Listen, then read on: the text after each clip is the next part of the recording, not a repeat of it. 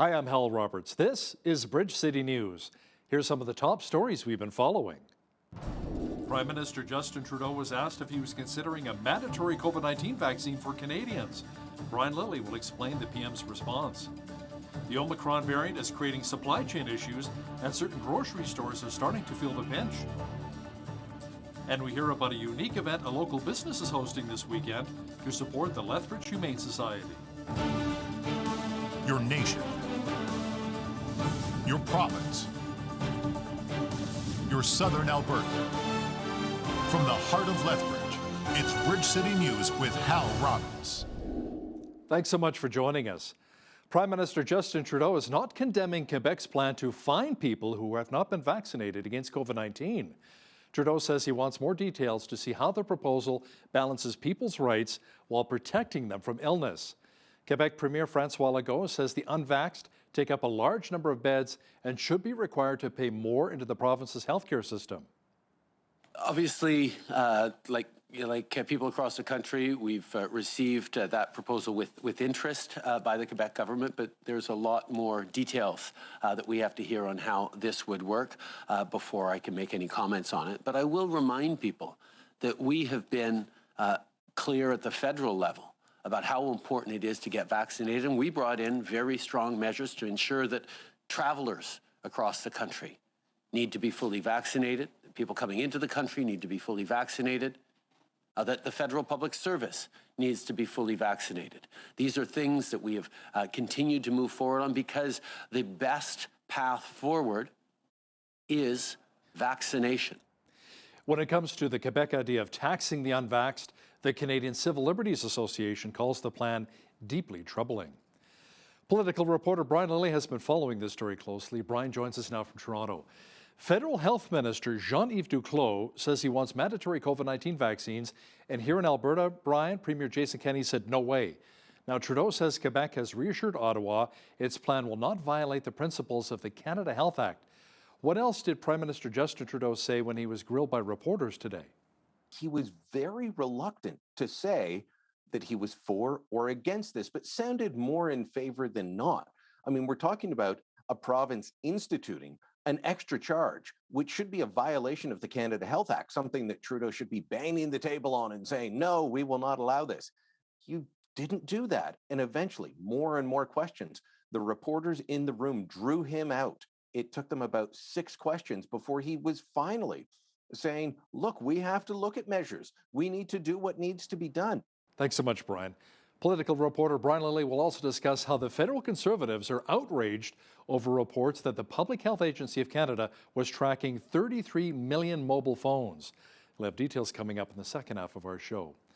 Truckers are warning that Saturday's deadline for them to be vaccinated before entering Canada will lead to severe driver shortages and strain supply chains even further.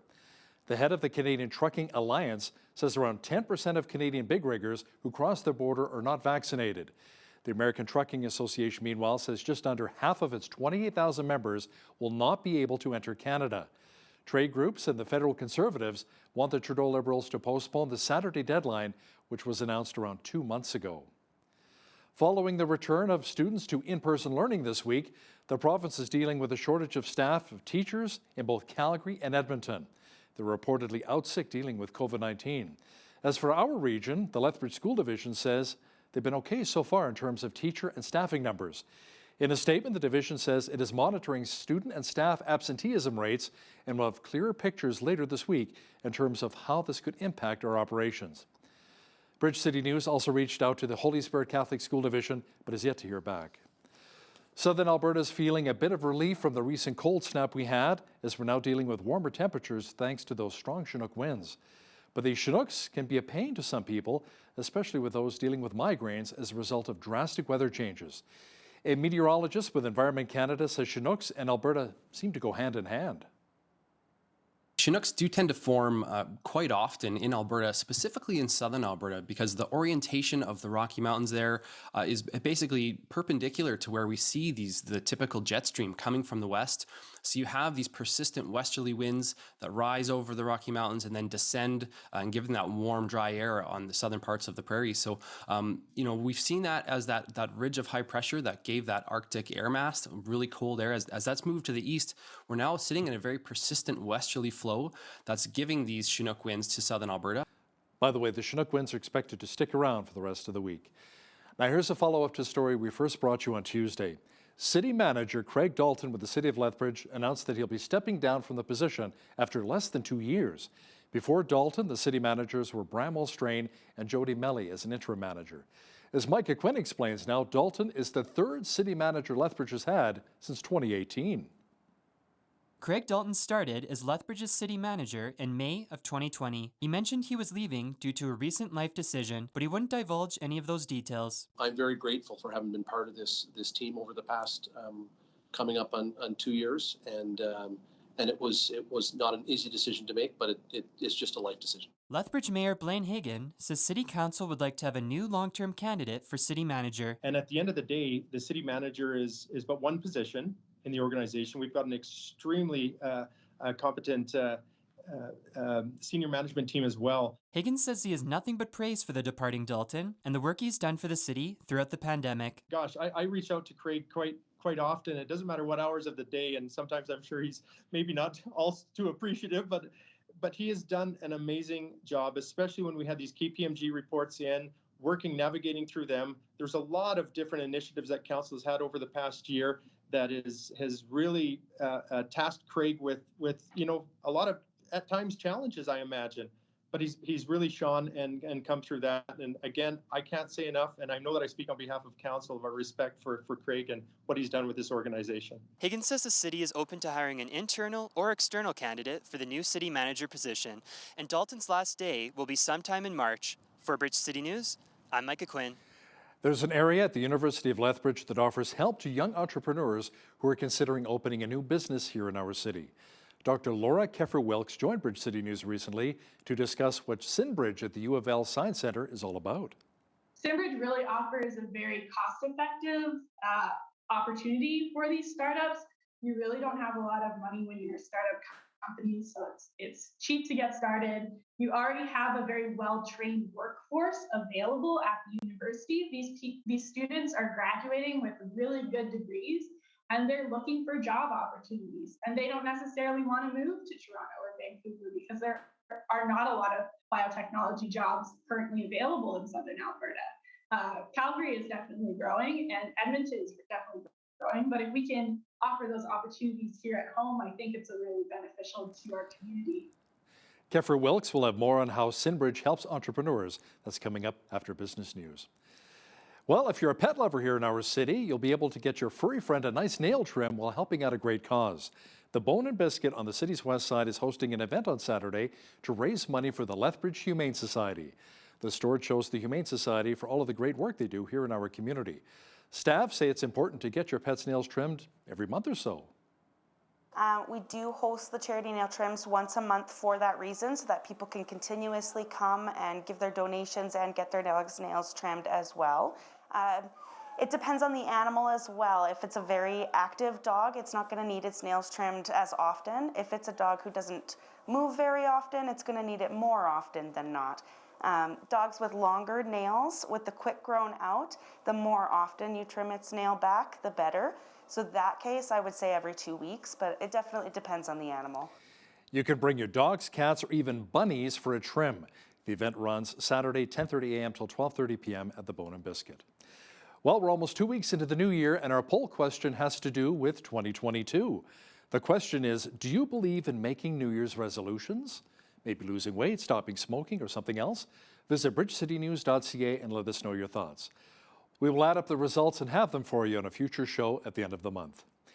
An Alberta woman who admitted to shooting her husband and then dumping his body in a slough had her 18-year prison sentence reduced. Helen Naslund pleaded guilty in 2020 to manslaughter in the death of 49-year-old Miles Naslund on a farm near Holden, which is located around 100 kilometers southeast of Edmonton. The Alberta Court of Appeal says a sentence of 9 years is more appropriate. An agreed statement of facts said the husband had a domineering pattern of abuse against his wife. Saskatchewan has extended public health orders for COVID-19 that were set to expire at the end of the month. Premier Scott Moe says the rules will be in place now until the end of February. They include mandatory masking in all indoor places, mandatory self-isolation for anyone testing positive for the virus, and proof of vaccination or a negative test to enter some businesses and venues. Premier Moe says he will not bring in measures around gathering sizes, even as Omicron cases grow in his province. While restrictions have been necessary at times over the course of the last 22 months, and I think at times they have been quite effective during previous waves that we have faced. But it's now clear, at least in this Omicron wave of the pandemic, that lockdown policies can cause harm in our communities, often with little or virtually no benefit. They cause economic harm by taking away jobs and removing family livelihoods. They cause psychological harm by taking away social contact, most particularly for our youth. And they are an infringement on the rights and freedoms that we have come to enjoy and value as Canadians. A woman believed to be Manitoba's oldest person surviving 2 global pandemics celebrated her 111th birthday. Born in 1911, Jemima Westcott lives in a care home in Brandon and was joined by her family for the recent milestone. Family members say Jemima still has a sharp memory, and that includes memories of the influenza pandemic from 1918. The elder Westcott hails from a small Manitoba farming community called Lauder. She grew up doing chores on a farm before becoming a teacher and then getting married. Shortages at grocery stores across North America have grown worse in recent weeks as new problems like the Omicron variant have piled onto supply chain struggles and labor shortages that continue to plague retailers. You're seeing it in general across the store. There is less supply. I don't know that it's category specific because I can tell you everyone we meet with, from pet food to detergent to cereal, they're all confronting the same challenges. You've got a combination of incredible consumer demand that has not waned since the outset of COVID in March of 2020. We estimate that demand is up about 11% year over year. That's incredible, right? That hasn't waned. And we heard reports from companies talking about they've had more positive tests in the past 2 weeks than they had in all of 2020. Those positive tests are taking people off the front lines. It's forcing companies to shut down manufacturing lines preemptively, and it's leading to just simply not enough supplies. The thing that we've been most vocal about is let's expedite testing to the essential workforce. Let's make it really clear we have to keep essential workers on the front lines. Officials in Philadelphia say a Christmas tree was the first item that ignited in a deadly blaze that killed 12 people in a row home in Fairmount less than a week ago. We believe with near certainty, based on the evidence, that the ignition source for that tree was a lighter that was located nearby. At PHA, our highest priority remains making sure that the surviving members' needs are taken care of. As an organization, we are committed to evaluating our policies and procedures and working with our resident leaders to learn what we can do differently to ensure the safety of the families and children we serve. Meanwhile, in New York, aid has been pouring in to victims of a deadly apartment building fire in the Bronx that killed 17 people and injured dozens of others. Well, I brought a new pair of sneakers, some blankets. My grandkids had some winter coats that was too small. We had several of them, and just little odds and ends. There's division, and we have to unite, and I think this is one stand where we can take part and make a change and start helping out. With the price of gold going through the roof, Brazil is seeing a huge influx of illegal gold mining. As we see and hear in this next story, the cat and mouse game with Brazilian environmental regulators includes aircraft used to transport miners and equipment. Driven by high gold prices, illegal miners have found more ways to reach remote areas in the Amazon.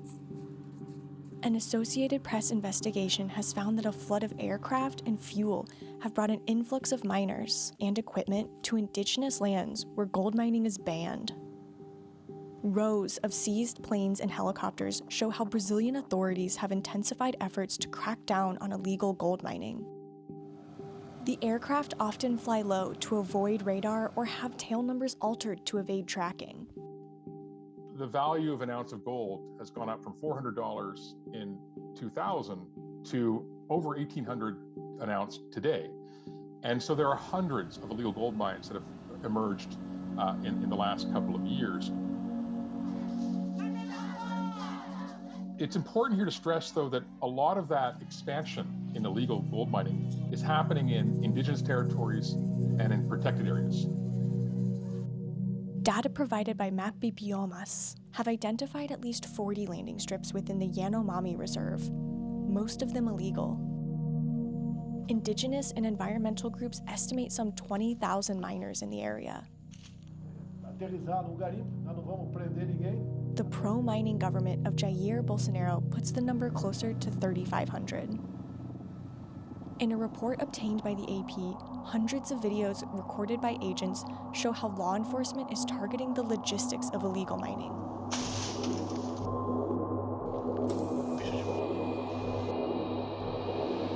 But seizing aircraft or destroying airfields has led to a cat-and-mouse game, with miners who are often alerted before a raid. These small gestures of burning of equipment are a drop in the ocean when it comes to the scale of the problem. But they do send out a signal to the public that some action is being taken. We're still seeing this frustrating lack of political will to be able to engage in what is a devastating problem, contributing to significant deforestation in the world's largest tropical forest. And we'll have a look at just how high gold is per ounce right now, coming up in business news. Samaritan's Purse is distributing tarps to families in the Philippines after a super typhoon swept through an area, damaging hundreds of homes. I am in the Nagat Islands in the Philippines, and the storm surge has completely wiped out the shoreline in this barangay. And you may say, why did they live near the coast? They were protected by a seawall, which has also been completely demolished. The water was up to the roof of that building. We're here now in the aftermath of Super Typhoon Odette. And today, the rains just won't let up. So we're handing out tarp to families who lost their roofs. It's been raining every day here, and so people are in dire need of emergency shelter. Thank you so much for your support and continued prayers. Thank you very much! Great to see the work they're doing in the Philippines. The United States and NATO rejected key Russian security demands for easing tensions over Ukraine. The door, however, was left open for the possibility of future talks with Moscow to discuss other issues, including arms control. We will not slam the door shut on NATO's open door policy, a policy that has always been central to the NATO alliance. As a defensive alliance, solely NATO is a defensive alliance. NATO exists to protect its member states. NATO has never expanded through force or coercion or subversion. Sculptors from across Russia gathered for the Siberia Snow Sculpture Festival. Incredible works of art were created out of the snow in the region. Many artists attributed the passing of their stone cutting skills from one generation to the next. 27 participants, including 12 school children, sliced and chipped away at snow and ice during this annual competition. Each team of up to 3 participants gathered and gets about 4 cubic meters of snow to work with. They can use shovels, saws, and knives as they create their unique frozen creations, and they'll be on display until the end of January. Stunning snow sculptures. A lot of our snow has melted here in the region. The Chinook winds in southwestern Alberta brought us warmer temperatures, and they should be sticking around for quite some time. Complete weather details are on deck.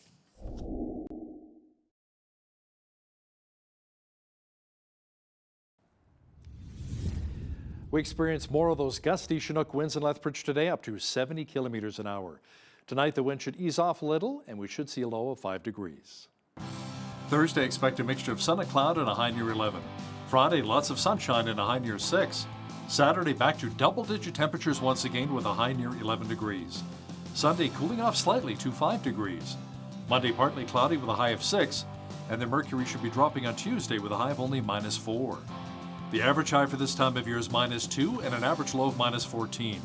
The highest temperature on this day was recorded back in 1987 at 14 degrees, and the record low was -39 in 1998. The sun rose at 8:25 and set at 4:55. Nice to see that the days are getting longer. Let's see how Thursday's shaping up across Canada now. Expect rain in Victoria with a high of 9, showers and 10 degrees for Vancouver. Snow mixed with rain and a high of +1 for Edmonton. Partly cloudy and 9 degrees for Calgary on Thursday. Expect snow and -3 in Regina. Snow as well at -2 degrees for Saskatoon. A mixture of sun and cloud at -14 for Winnipeg. A chance of flurries and +1 for Toronto.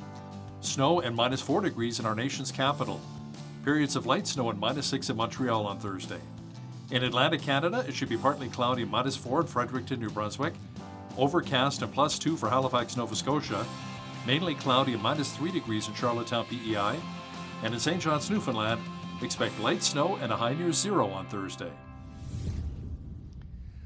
China is the third country to suspend imports of Canadian beef due to the discovery of an atypical case of mad cow disease from an Alberta farm. The Philippines and South Korea also halted imports following the discovery last month of BSE, which poses no risk to human health. The move by China will have a far bigger impact because it's Canada's third largest export market for beef, with around $170 million a year. The head of the Canadian Cattlemen's Association says he expects the border closures to be temporary and should be resolved within days or weeks. Trucking associations are warning that tens of thousands of drivers may not be able to work cross-border routes when a new COVID-19 vaccination rule takes effect on Saturday for entry into Canada. They say the new requirement for truckers posed a further threat to the supply of food, fuel, and automotive parts. The Canadian Trucking Alliance says around 10% of the 120,000 Canadian truckers have not been vaccinated. The American Trucking Association, meanwhile, says just under half of the 28,000 U.S. drivers who regularly haul freight across the border will also no longer be able to do so. Tech Resources says the union representing 1,048 workers at its Highland Valley copper operations in BC's southern interior has filed a 72-hour strike notice. Tech says the earliest members of the United Steelworkers could begin job action would be Sunday after the strike notice expires. The Vancouver-based company says a round of mediated talks is set for Friday. Workers at the largest open-pit copper mine in Canada have been without a contract since September 30th. A U.S. federal judge ruled the Federal Trade Commission's revised antitrust suit against Meta, formerly known as Facebook, can proceed. That shuts down the social media company's request for a dismissal. In a revised complaint, the FTC argued the company pursued a buy or bury strategy to suppress competition. This is the FTC's second antitrust run at the company. Last June, a federal judge dismissed antitrust lawsuits brought against Facebook by the agency and a coalition of state attorneys general who are trying to rein in the tech titans' market power. Now, here's a look at today's markets. The TSX was up 120 points on the day to finish at 21,395. The Dow was up 38 points to 36,290. The S&P 500 was up 13 points to 4726. And the Nasdaq was up 34 points on the day to 15,188. West Texas Intermediate Oil was up $1.42 to $82.64 US per barrel. Natural gas was up 61 cents to $4.25 US. Gold was down a cent to $18.2615 US an ounce, and silver was even on the day at $23.14 US an ounce. Wheat is at $12.19 per bushel, barley's at $9.68, canola's at $22.96, and corn is at $10.61 per bushel. Live cattle were down $1.10 to $136.58. Feeder cattle were down 20 cents to $161.88, and lean hogs were up $1 to $78.85. The Canadian dollar was up slightly over the past 24 hours to $79.97 US.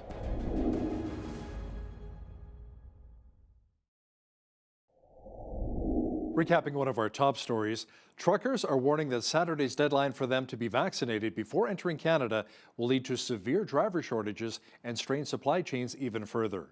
The head of the Canadian Trucking Alliance says around 10% of Canadian big riggers who cross the border are not vaccinated. The American Trucking Association, meanwhile, says just under half of its 28,000 members will also not be able to enter Canada. There's a strong movement within the federal Liberal caucus to make COVID-19 vaccines mandatory. Political reporter Brian Lilly will have details for us next.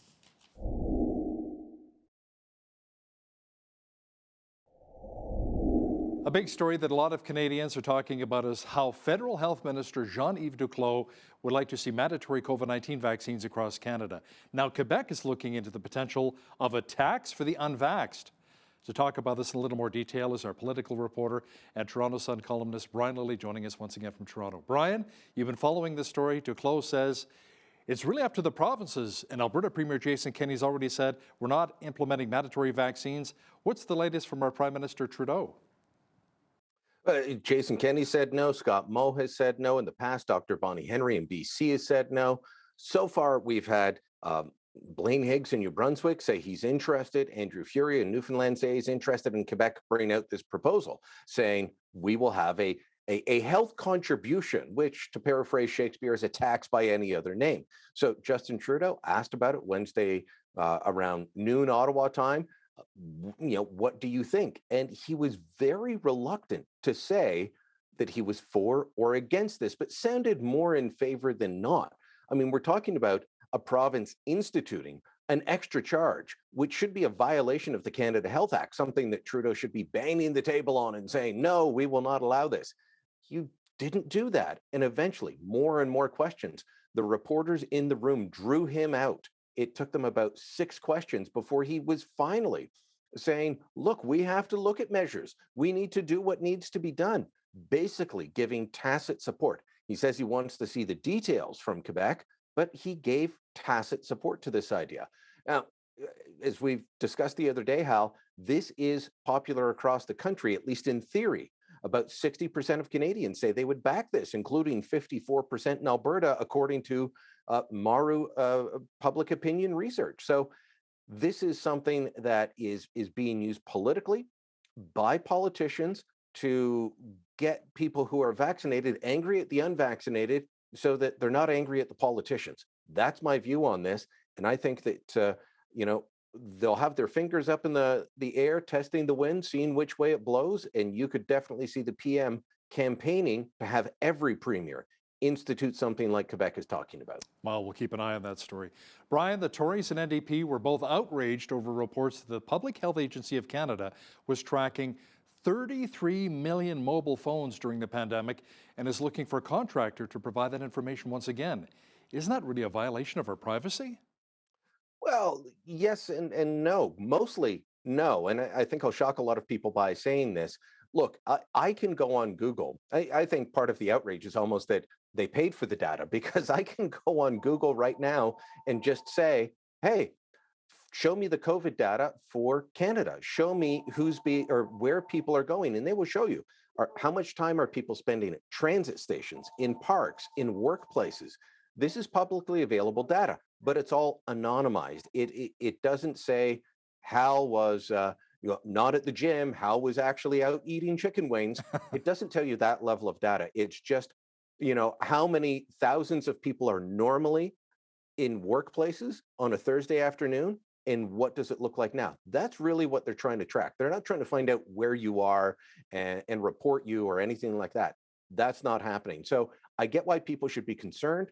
I support the idea of looking into it, making sure it's done properly, but everything I've seen from provincial and federal governments and what Google releases and what some of the companies that do this release, your privacy was never in jeopardy. It is honestly saying there's normally 10,000 people at this location pre-COVID. There's now 2,000 or 5,000, and it helps them figure out where people are going, where the virus may have been spreading. It was more important earlier in the pandemic than it is now. Oh, the wings, Brian, you know me too well. And by the way, salt and pepper are definitely my favorite here. Just keep that in mind. Now, Brian, even before the pandemic, provinces from all parties have been calling for more money from Ottawa to support our healthcare system. Let me ask you something. Is it broken? The healthcare system is broken, and the pandemic has exposed it for people who refused to see it before. I mean, how many times have you interviewed somebody or spoken with somebody, and they say, well, we need to fix our healthcare system. And of course, the automatic reaction from a lot of Canadians is, we have the best healthcare system in the world. We don't want the American private system. That's not what people are talking about. But there is a big discussion going on right now about, okay, as we come out of the pandemic, how do we fix it so that we've got surge capacity for intensive care units, for hospitals, so that, we go through this every year with the flu, not to the same degree. This is obviously much bigger than the flu, but the flu puts our hospitals at breaking point every flu season. So how do we deal with that? How do we improve? And that discussion has been put off for years by Prime Minister Trudeau. If you remember, he campaigned on stopping Stephen Harper's cuts to healthcare. Stephen Harper proposed that starting in 2017, that they would lower the annual increase. They would still increase healthcare funding, but it would be lower. Justin Trudeau campaigned against that, but then instituted that same plan when he got in. Premiers have been saying for years, look, you're not 50-50 partners in healthcare. I remember being at the Council of the Federation in Saskatoon years ago, and they all put out a statement. We're talking John Horgan, NDP, all the Atlantic premiers at the time were Liberals, Jason Kenney, Scott Moe, Doug Ford. So all of them across political stripes said, you need to do more. Trudeau said no. He's finally agreed, okay, we'll start the conversation. But the problem is, Hal, he doesn't want to fix the hospital capacity that you and I all know too well now. He wants to bring in pharmacare. He wants to get the federal government running your long-term care or nursing homes. He wants to build new things instead of fixing the broken things, and that's a problem. Brian, the Biden administration is not impressed with the COVID situation here in Canada and has even advised against traveling to our country. Are things really that bad here, or is this maybe simply an overreaction by Washington? Well, if it's an overreaction by Washington, what does it say about us putting out a travel advisory against going to the US, a month ago now? I mean, it's funny to watch Canadians get upset. Oh, how dare the Americans say don't travel to Canada? Well, we said don't travel to the United States before their numbers were even at the level that we are now. Things are actually worse in the United States than they are here in terms of community spread. But to get back to what we were talking about a minute ago and how our healthcare systems act, the reason that they, in most states, are able to deal with it better and not have as many restrictions is they have hospital capacity. They have ICU. So when people say, why can't we be like Florida? Well, they have hospital beds to put people in if they get really sick. We don't. And that's one of the major differences. So, is it a bit of payback by the Americans? Maybe. I can tell you, whether we're talking this or trade or other things, there's no love lost between Justin Trudeau and Joe Biden. This idea that they were going to be great friends has been proven false time and again. And we get no favors from the Biden administration. The idea of a special relationship between Canada and the United States has been taking a beating for many years and might finally be put in the ground during this current administration's term. On January 1st, we saw tax increases that many Canadians were not aware of. April 1st, we will receive even more tax increases on carbon and alcohol. Brian, the timing couldn't be worse, with so many Canadians struggling right now. It really is. So we saw the Canada Pension Plan premiums go up, and some people say, well, that's not a tax. It absolutely is a tax. It's a payroll tax, and it's the government takes money from your paycheck to go to a government program. That's a tax. I don't care how much you believe in what is happening. It's a tax. So that went up. We also had it's not exactly a carbon tax, but just see if I can get the name here quick. It's a industrial emitters tax that's similar to a carbon tax. That went up. That's something that industry is going to have to deal with. And you're right, on April 1st, what are we going to see go up? The carbon tax that consumers pay, but also they have an annual escalator tax for alcohol and things like that. So we've got inflation going on. This is a major issue for Canadians. The daily cost of living is going up, not just, oh, housing is through the roof. Absolutely, housing is through the roof. And we need to deal with that. But the cost of butter, the cost of meat, the cost of milk to put on your table, the cost of vegetables, all of it's going up. And then the government's taking more out of your pocket at the same time as people are struggling to make ends meet. That is not a government that's looking out for the middle class and those working hard to join it. That's a government that is putting their ideology before anything else. That's not what I expect from this government or any government. They should be looking after the needs of the citizens, not after making sure that their political philosophy is implemented. Damn the costs. You know, you're right. It's amazing how much the groceries have gone up. I went out grocery shopping the other day. 3 little grocery bags, paper grocery bags, which were maybe a year and a half ago, cost me $150, $225. And I just had the basics, some chicken, a little bit of meat, eggs, milk, some veggies. It's just incredible what's going on right now. Now, Brian, speaking of taxes, the Trudeau Liberals have been talking about a potential tax on homes that has many people concerned. Can you explain how it would work? So this is an issue that keeps coming back for the Liberals. They keep denying that they're going to do it, even though in 2018 it was a policy proposal they discussed. Now, they did reject it then, but it keeps coming back around election time with them having to say, oh, no, we're not going to tax your personal or primary residence. And they said that in the 2019 election. They said it in the election last fall. And yet they keep funding organizations through the National Housing Strategy. I mean, this is how you know that it's not just a rogue bureaucrat somewhere. This is funded by the National Housing Strategy, a proposal to say, we will tax you for any home valued at over $1 million. And they're out on that is to say, well, most homes aren't worth $1 million. But here's the thing, in Ontario, that's 13% of all homes. You get into the Toronto area, it's even higher.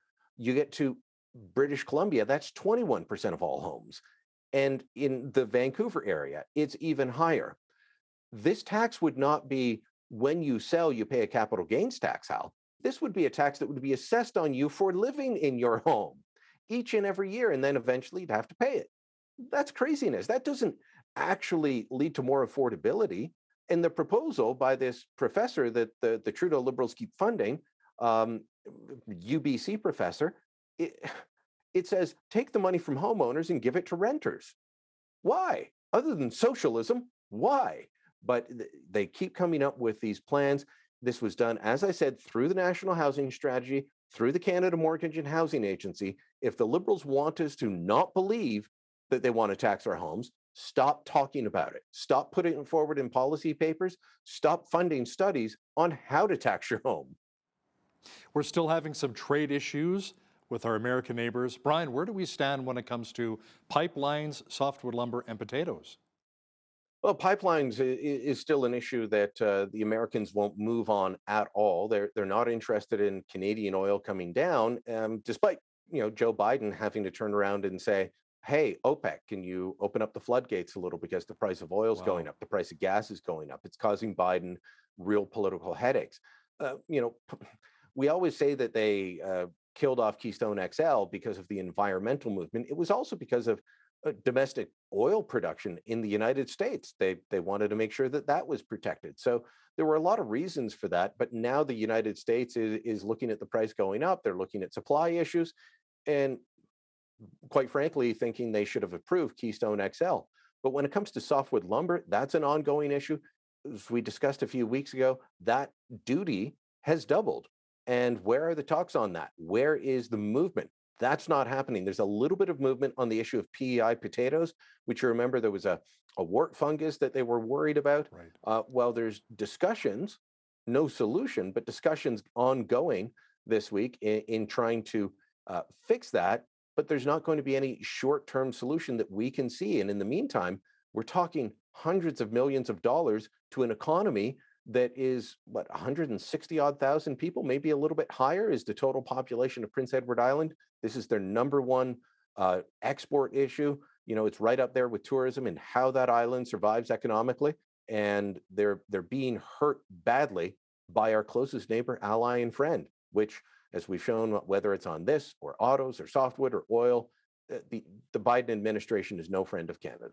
Brian, Canada's ambassador to China, quit to take a job with a mining company with major ties to China. Tell me more about that.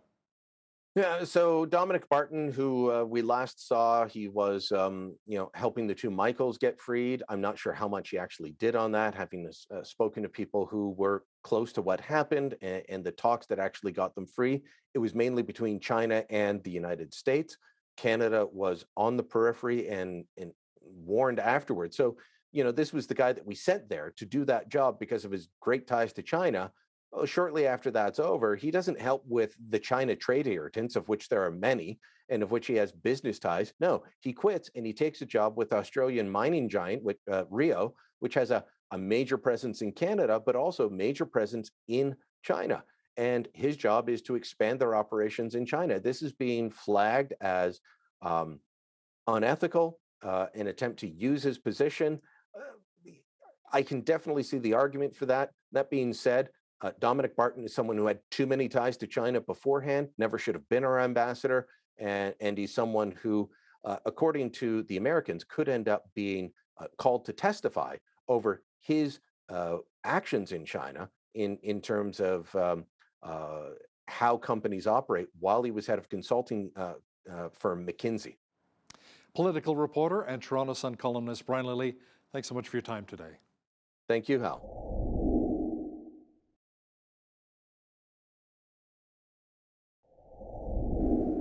If you have an innovative idea in science or technology that you think could benefit the world or society, the environment, agriculture, what have you, but you just don't have the funding to get your hands on the lab or the equipment you need to conduct your research, well, there could be a solution. There's a location at the University of Lethbridge that exists to help small startup research companies like yours. Our guest today is Dr. Laura Kiefer-Welks, manager of Lethbridge in the U of L, where businesses can come to take advantage of their scientific facilities. Dr. Laura Kiefer-Welks, welcome to the show today. So great to have you on. Yeah, thank you for having me here. Absolutely. So first of all, Dr. Kiefer-Welks, what is Lethbridge? Can you maybe give us a snapshot of what it is and what it is able to do at the University of Lethbridge? Sure. Lethbridge is our synthetic biology makerspace. So we're offering equipment, lab equipment, and lab space to startup companies from Southern Alberta, hopefully student-run companies, to give them a chance to work on their project, work on their business, and save them money. One of the biggest hurdles for a small biotechnology startup company is purchasing lab equipment. It's very expensive and it can, really eat up a lot of their seed funding. So by renting space in our facility, they save a lot on those initial startup costs. Sounds like it. So they're able to really take advantage of of using your scientific facility there and equipment. We have a really nice brand new space in the new science and academic building here at the University of Lethbridge. So we've actually been around for quite a few years, but we were kind of hidden in the back of University Hall for a while. But now we are nice, right front and center on the ninth floor, just off the 9th floor atrium of the new science building. So we're having a lot of success recruiting people to come use our space. Wow, that's amazing. So maybe can you give us an idea of how a business can benefit from Lethbridge? Because you were saying a lot of this is student-run businesses. Maybe give us an example of some of them. Yeah, so right now we actually have a few student-driven businesses that are working out of our space. We have Allos Bioscience. And they are working on molecular sensors, and they're actually started through a grant that was given to 2 PhD students that just recently graduated from the U of L. So Harlan Brandon, Dr. Harlan Brandon now, and then Luke Roberts, who's still completing his PhD at the U of L, but they both started this company. They've actually managed to hire a few co-op students from the U of L, and they're working out of Lethbridge for the last almost the whole year, almost this whole year since January. We also have DS Bioscience, which is started by Dustin Smith, who's a current U of L PhD student. He actually works out of the research station here in town, but the company is going to be running out of Lethbridge as well. Yeah, so lots of opportunities for U of L graduate students, and then also the wider community as well. Yeah, so is it mainly startups that can use your services, or can other businesses come in there as well? So we have majority of them currently using it are startups, but we do have actually partnerships with larger corporations to complete research and development challenges. So one of the groups that are currently using our space is a group of students that are participating in an NSERC Create program called RNA Innovation. And as part of this program, they've actually partnered with these larger biotech companies to work on a industry relevant R&D challenge. So actually we just wrapped up our a challenge with Corteva Agriscience, which is a huge multinational company. We're working on developing an siRNA-based treatment against clubroot in canola. So by bringing in these industry relevant challenges, we're offering these opportunities to our students to get, really relevant research experience, and hopefully that can lead to job training and potentially a career in the future.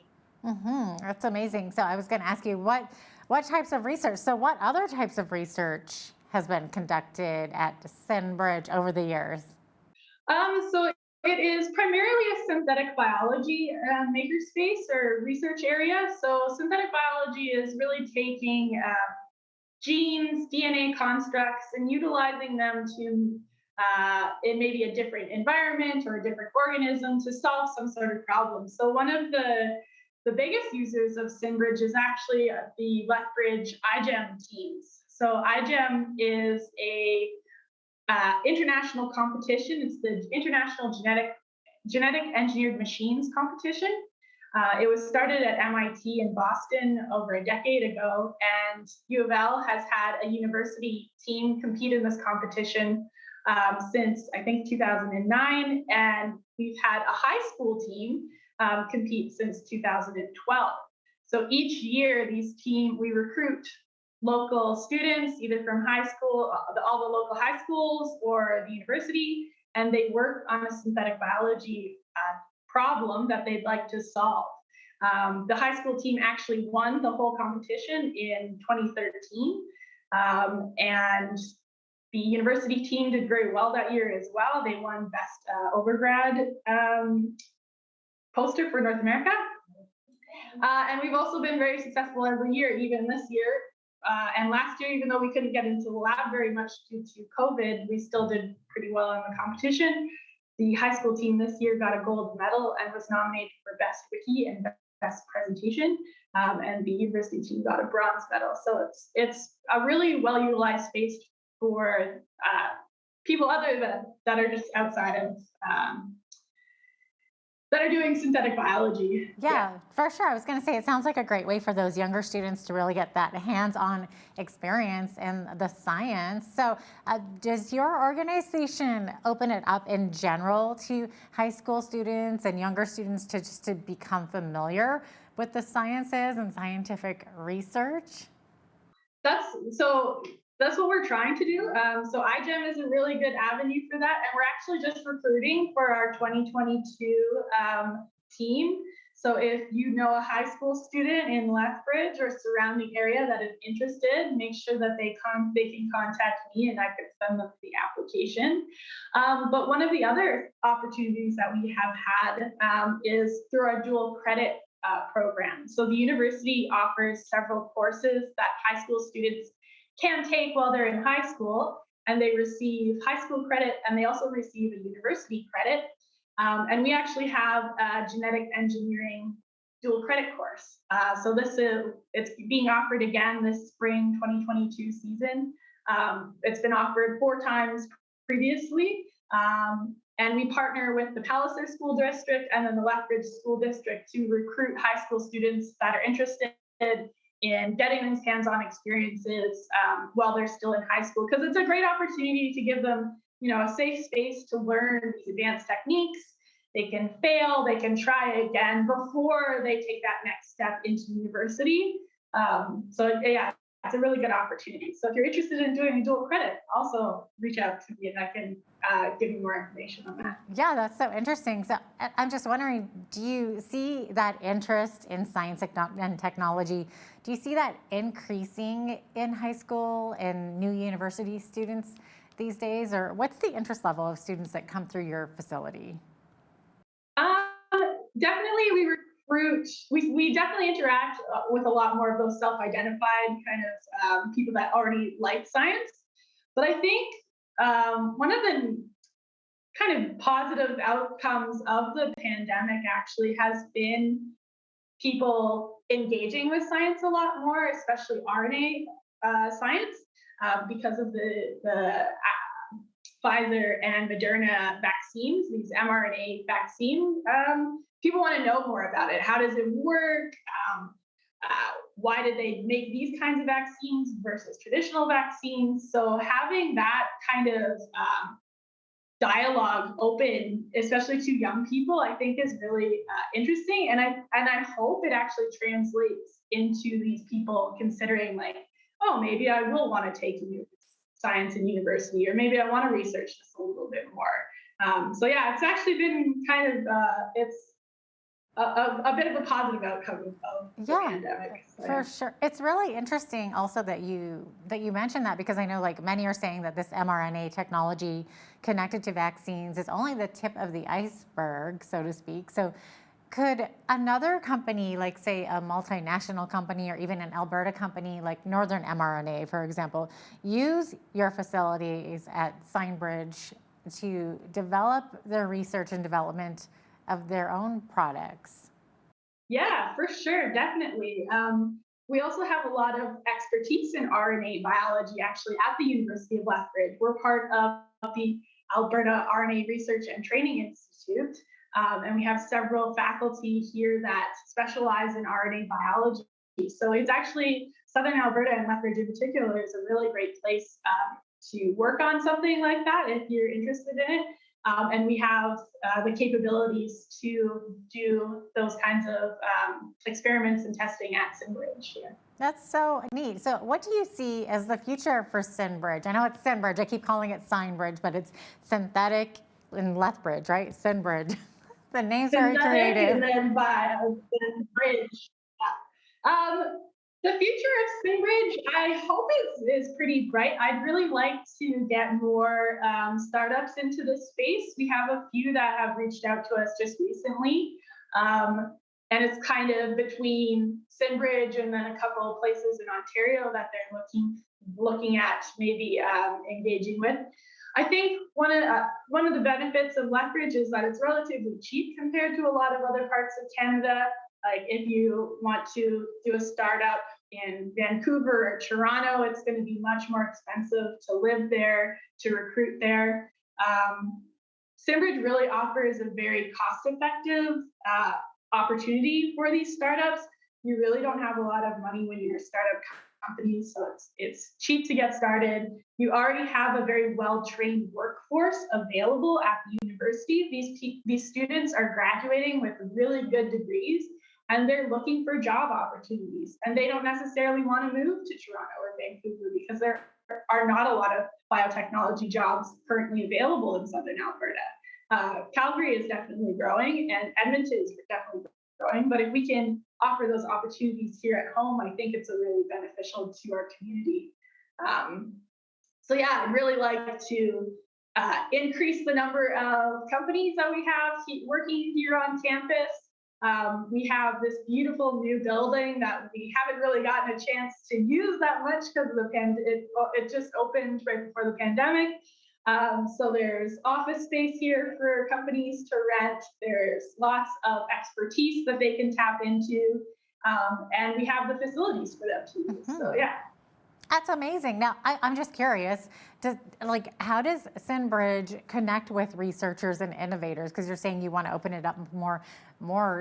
Do you have a sales force or a marketing team? How does that work exactly? We don't actually right now. We have a Twitter account that doesn't get used very much. But if you're interested in connecting, so our email is just seinbridge@ulef.ca.